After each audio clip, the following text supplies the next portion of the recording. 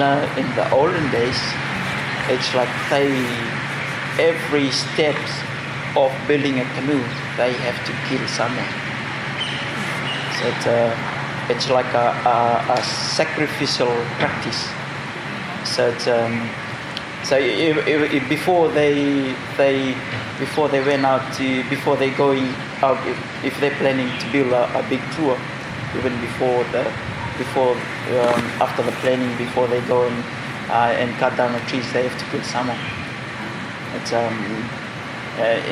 it's a ceremony. Even before they build like a house, they have to kill someone. It's a belief that to drive away the bad spirit or the black spirits, that's gonna affect the process of building. So in Fiji, in the olden days, every steps of building a canoe, there's a ceremony to kill someone. Someone has to die as a sacrifice to build a canoe. So before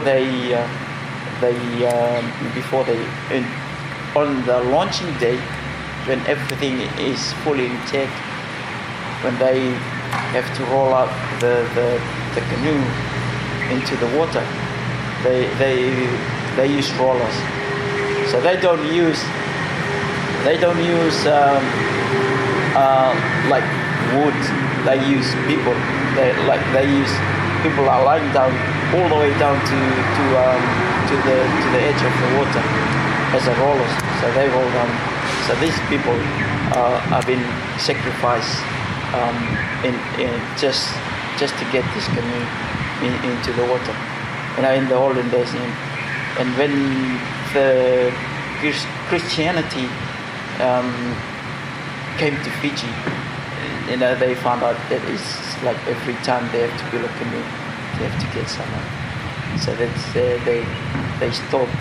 That's one of the reasons why the knowledge of building traditional canoe was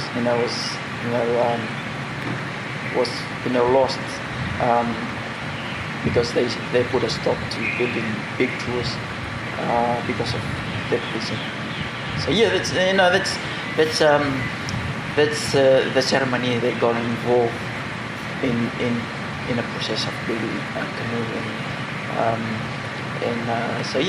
Building a canoe. Mostly, the most important thing about building a canoe is be able to move the canoe, because they build big tours, they build sails, and the women they play the most important part in the community that builds a traditional canoe, because the women are the engineer back in the olden days, because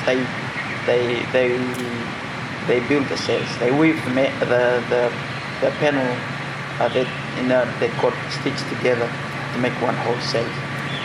So the women play the most important part in the building canoe. But to launch a canoe to launch a big tour, it's a community. It takes a whole community to build a tour, but it's a big ceremony to launch a Fijian traditional canoe in the old days. Because at the moment there's only two of us in Fiji. Currently, there are only two trained navigators in Fiji at the moment. That's why I got picked to be here for this workshop. And I'm still training. People that know me back at home, they call me Master Navigator, and I told them, no, I'm not Master yet. I'm still training. It's take a lifetime to become, to gain so much knowledge to become even a pro navigator, and then to become a Master Navigator.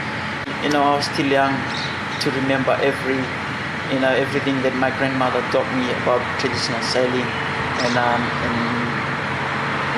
me and my grandmother used to go out for night fishing, and she used to show me all the different stars in the Fijian name for it. In Fiji, everyone back at home, they know how to build canoe, and they sail their own canoe, and so they know where they're going. because in Fiji the islands are close by. So even before the island behind you disappeared, you can see the next island or even your destination. So that's they are navigators on their own rights. So everybody knows where they're going. But in nowadays they have fiberglass and outboard engine, but still they want to get there faster, but they still have they still got lost. They still we have like so many cases of being people missing out at sea or died out at sea because of that purpose, because they don't understand or they didn't know, because in the olden days, it's they plan their voyaging because they read the pattern, the weather pattern, the forecast pattern before they set sail. So when everything's prepared, they're just waiting for the right wind or for the right forecast, to sail, to voyage, to sail across. And because of their relationship, and they understand nature.